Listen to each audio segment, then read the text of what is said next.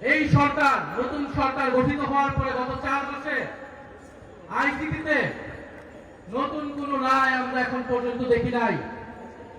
নতুন কোন তদন্তের রিপোর্ট এখন পর্যন্ত দাখিল হয় নাই।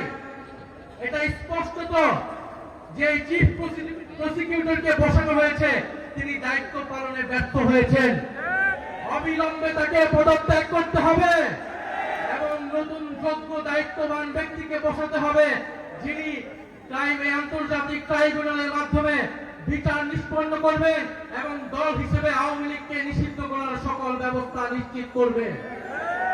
আমরা স্পষ্টভাবে বলতে চাই, গণহত্যার মাধ্যমে আওয়ামী লীগ বিচারের কাঠগড়ায় দাঁড়িয়েছে আর সংস্কার বাস্তবায়ন না করার ফলে বিএনপি জনগণের কাঠগড়ায় দাঁড় হয়েছে। এই দুই শক্তির বিরুদ্ধে আমাদেরকে এখন সমানভাবে লড়াই চালিয়ে যেতে হবে।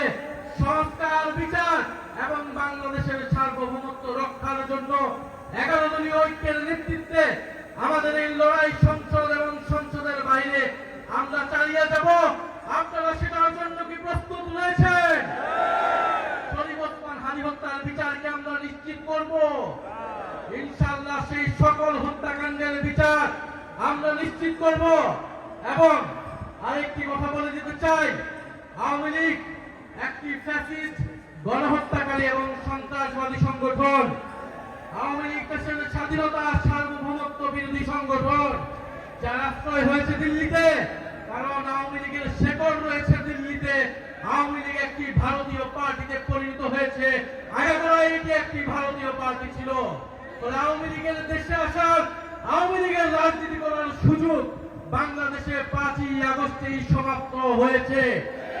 যারা সমঝোতা করছে, যারা নতুন করে স্বপ্ন দেখছে আওয়ামী লীগকে রাজনীতিতে পুনর্বাসিত করার, তাদের পরিণতি আওয়ামী লীগের মতোই হবে।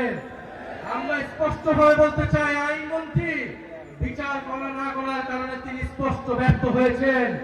স্বরাষ্ট্রমন্ত্রী নিরাপত্তা দিতে না পারায় তিনি ব্যর্থ হয়েছেন। তথ্যমন্ত্রী তিনি স্পষ্টভাবে ব্যর্থ হয়েছেন।